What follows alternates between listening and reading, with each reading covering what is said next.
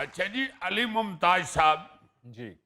आप जरा ये बताएं कि एक इंतहाई मेहनत का आदमी, मेहनत करने वाला बंदा, आई मीन अय्यूजी टाइप आदमी, जी।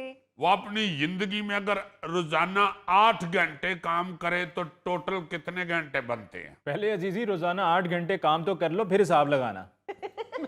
वाह वाह। कितना ये रहा? वाह। यानी तुम्हारा मतलब है कि अय्यूजी 8 घंटे काम ही नहीं करता? जी। ओके ओके, चलो ठीक है। मैं ये हिसाब लगवाना चाह रहा था, उसने मुझे मेरे ही सवाल में फंसवा दिया।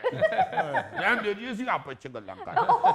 हाल सुनाओ, क्या हाल चाल? मैं तो ठीक हूँ, मैं तो धूप में रखो छाँव में रखो, मेरा तो बिगड़ता ही कुछ नहीं। Good good.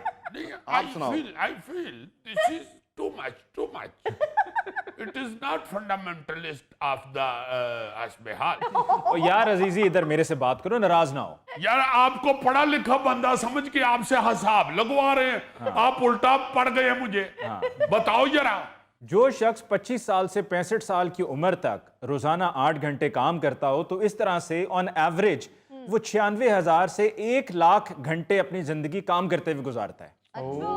यानी इकाई, दहाई, सैकड़ा, हजार, 10,000, लाख। चले छोड़ो हिसाब किताब को, सीधा मुद्दे पे आते हैं। हाँ। मैं आज बात करना चाह रहा था कि हम अपनी जिंदगी का इतना कीमती और तवील अरसा जिस काम के लिए वक्फ करते हैं, जी। यानी जो हमारा पेशा होता है हाँ जी, हाँ जी। या जॉब, जॉब, हाँ। अक्लमंदी तो यही है, अक्लमंदी यही है कि वो काम अव्वल तो हमारी पसंद का हो, बिल्कुल। या फिर जो काम हम कर रहे हैं, जो हमें मिल जाता है, हाँ, उसे हम अपनी पसंद बना लें, बिल्कुल सही। उससे इश्क कर लें और मेहनत और ईमानदारी से अंजाम दें उसे। सही बात है। क्योंकि मेरे ख्याल में अक्सर लोगों को तरक्की में सबसे बड़ी रुकावट ही ये होती है कि वो अपनी मुलाजमत या पेशे को पसंद नहीं नहीं करते, करते, बिल्कुल। मजबूरन कर रहे होते। हाँ जी। और वो क्यों पसंद नहीं करते? इसकी एक वजह तो ये है कि वो खुद दूसरे की तरफ देख रहे होते हैं, हाँ, अपने काम की बजाय दूसरे का काम उनको ज्यादा अच्छा लग रहा होता है। बिल्कुल। उल्टी सीधी बातें सुन सुन के वही इंप्रेस होते रहते हैं हाँ, दूसरे लोगों से। जी जी। और दूसरी वजह मेरा ख्याल है ये है कि उनके इर्द गिर्द के लोग उस पेशे के बारे में ऊट-पटांग बातें करते रहते हैं। मसलन हमारे मुआशरे में आप देखें ना, कोई बंदा लोहार, कुम्हार, मोची, धोबी, नाई, जी। खाकरूब, वेटर, ड्राइवर, चौकीदार हम्म, बनना पसंद ही नहीं करता। हाँ जी, बिल्कुल। वो नहीं चाहता, मजबूरन बेचारा कर रहा हो तो कर रहा हो, जी जी जी। क्योंकि दूसरे लोग जो हैं वो इन कामों को पसंद ही नहीं करते। बिल्कुल। यकीन करें, अगर आज मुआशरा खाकरूब या कुम्हार या धोबी को इज्जत देने लग जाए, हाँ जी। तो आइंदा 10 सालों में ये पेशे भी ठेकेदार, ताजर और डॉक्टर जैसे रुतबे हासिल कर ले। बिल्कुल वाह। सही। ये तमहीद मैं इसलिए बांध रहा हूं कि मैंने एक जगह पे पेरिस की एक शटोरी पढ़ी, अच्छा। सोचा कि यार तुम लोगों को भी सुनाई जाए हाँ जी, हाँ और अपने नायरीन को भी सुनाई जाए। सलाम अलैकुम जनाब, क्या हाल है? ठीक ठाक हो? तो भाई सुन रहे हैं, नाजरीन भी सुन रहे हैं, तुम सुनाते जाओ। जी जी, अपना। हाँ, जब बंदूकें इतनी आम नहीं थी ना जी होती, जी जी ये जी। असले वाला दौर जो गोली वाला है ये अभी नहीं था, हाँ जी। तो चाकू, छुरियां, तलवारें, खंजर वगैरह यही होते थे जंगें लड़ने के लिए। हाँ जी, बिल्कुल। तो फ्रांस में चाकू, तलवारें तेज करने वालों को वेंट्रस जॉनेस कहा जाता था, अच्छा। यानी येलो बेली, अच्छा। जिसे आप उर्दू में जर्द पेट वाले कह सकते हैं,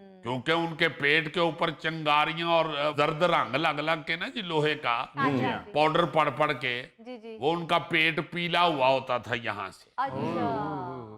लेकिन असल बात यह है कि ये नाम उन्हें कमतर दिखाने या तंज करने के लिए नहीं दिया गया था, हाँ हाँ। बल्कि ये उनके फन और मेहनत की पहचान बन गया था। अच्छा, वाह। और उनको उतनी ही इज्जत दी जाती थी जितनी फौजियों को, बहुत। जंग लड़ने वालों को। वाह। लोग ये कहते थे कि ये जो येलो बैली वाले हैं, हाँ ये जो जी। येलो बैली हैं, जी जी। इनका भी जंग में उतना ही हिस्सा है जितना जो लोग लड़ रहे हैं उनका हिस्सा। क्या बात। वाह। और इस पे फिर वो जो वेंट्रस जॉनेस थे, येलो बैली, येलो बैग, हाँ जी। ये फख्र से फिरते थे अच्छा। वैसे तो जर्द पेट के बारे में और भी कई कहानियां हैं। जी जी। एक तो कहते हैं ना जी कि लंकनशायर में एक खानदान था जिसके पहले बेटे को सोने का हार पहनाया जाता था। अच्छा उसे जर्द पेट वाले कहा जाता था। अच्छा अच्छा। यानी इससे पता चलता था कि ये पहला बेटा है। बच्चा, हाँ जी। अच्छा, दूसरी एक और भी कहानी बड़ी मशहूर है जी जी। कि अमीर खानदान अपनी बेटियों को शादी पर झोली भर के सोना दिया करते थे। अच्छा। उन्हें भी येलो बेली कहा जाता था। वाह। सही। लेकिन बहरहाल उस वक्त ये अमारत की अलामत भी समझा जाता था। इसलिए ये जो छुरियां चाकू तेई करने वाले हैं, हाँ जी हाँ जी। उनको जब येलो बेली कहा गया जी जी। तो वो फिर अपने पेशे को बड़ा बाइज्जत समझना शुरू हुआ। अच्छा। बल्कि आप हैरान होंगे कि ये जो नाम था ये कई रेस्टोरेंट वालों ने रखा, कई कंपनियों ने अपना ये नाम रखा। अच्छा। अब उन लोगों का कमाल ये था कि उन्होंने कभी छुरी चाकू या तलवार बनाने या तेज करने का काम छोटा या गैर मामूली नहीं समझा।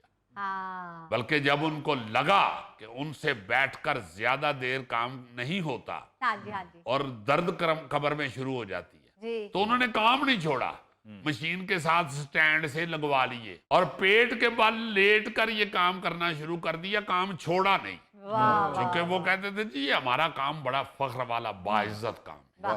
गोगे तुम भी फख्र से फिरा करो, तुम भी कई साल येलो बेली रहे हो। अच्छा क्या मतलब? ये गोगे ने कई साल झोली में जर्दा डलवाया। यार मैं किधर की स्टोरी सुना रहा हूँ, वो जर्दे थे आमों की ये देखो। अच्छा, इसी तरह अमेरिका की एक बड़ी मारूफ पोर्टर यानी बर्तन बनाने वाली खातून थी जी जी। और वो शायरा भी थी, अच्छा। MC Richards. हाँ हाँ हाँ। वो अम्मा औरों का जो बर्तन बनाने वाला काम था ना जी, वो उनका शौक था। अच्छा। और वो अपने इस बर्तन बनाने के काम पे किस तरह फख्र करती थी। जी जी। वो कहा करती थी कि हर काम खुद अपनी जात खोजने का एक जरिया है। वाह वाह वाह। हम दरअसल बर्तन नहीं बना रहे होते, बल्कि खुद अपना आप बना रहे होते। बहुत बढ़िया, वाह। क्या कहने। हाँ जी। और ये जो हकीकत है ये हर काम के बारे में सही है। बिल्कुल सही। वरना हमारे यहाँ तो बर्तन बनाने वालों को कमार कह के तो मैं तजहीक की जाती हाँ है। जी। और यहाँ तो यार जानवरों का जो डॉक्टर होते हैं यानी वेटनरी डॉक्टर, उनको हम बड़ी अजीब नजरों से देखते हैं। बिल्कुल ऐसा ही है। और आप हैरान होंगे सुन के कि कई ममालिक में इंसानों के डॉक्टरों से ज्यादा इनकी अहमियत और इज्जत है।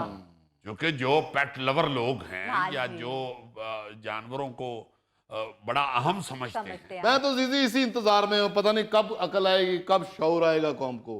जबकि बताया गया वाज़ह तौर पे कि किसी को कमतर नहीं समझना चाहिए बिल्कुल सही। या किसी के काम को कमतर नहीं समझना हाँ चाहिए। जी। बिल्कुल। देखें, बात यह है कि खाकरूब या सेवरमैन जो सीवरेज लाइनों की सफाई करते हैं, जी जी जी जी। वो अब अपने पेशे से मुतल्लिक एहसास से कमतरी उनको रहता है बेचारों को। हाँ जी बिल्कुल ऐसे। क्योंकि हम लोग उनको इस तरह ही डील करते हैं। हाँ देखते बिल्कुल। हैं। हाँ जी।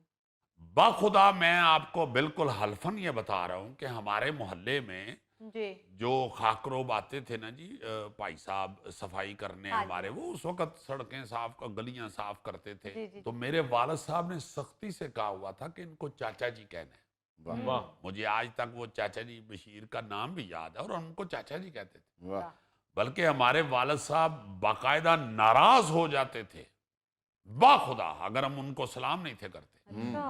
फिर उनको लाजमन पूछा जाता था, अगर वो हम बाहर हैं और वो आ गए हैं और या हम वो आगे सफाई कर रहे हैं और सफाई हम कर- बाहर निकले हैं, हाँ जी। तो ये हमें वालिद साहब का हुक्म था कि इनको खाना पीना पूछना है। बहुत और वो अक्सर फ्रैंकली, चूंकि हम उनसे प्यार इतना करते थे, वो कह भी देते थे हम्म।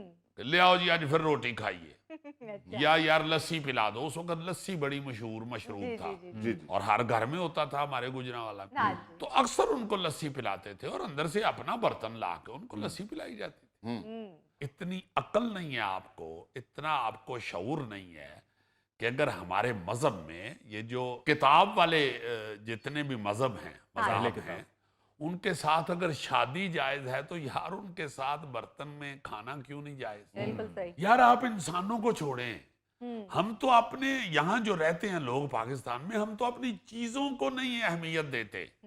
मेड इन पाकिस्तान कुछ नहीं, मेड इन इंग्लैंड वाह वाह वाह, made in Japan hi hi hi hi, made in Pakistan इधर कर दिया जी। हाँ जी, देखो ना जरा, हाँ, जिस पे हम टैग देखते हैं लगा हुआ मेड इन पाकिस्तान का, उस चीज को परे रख देते हैं, हाँ जी सर। क्योंकि हमें लगता है कि गोरा बड़ा ईमानदार और बड़ा जबरदस्त कारीगर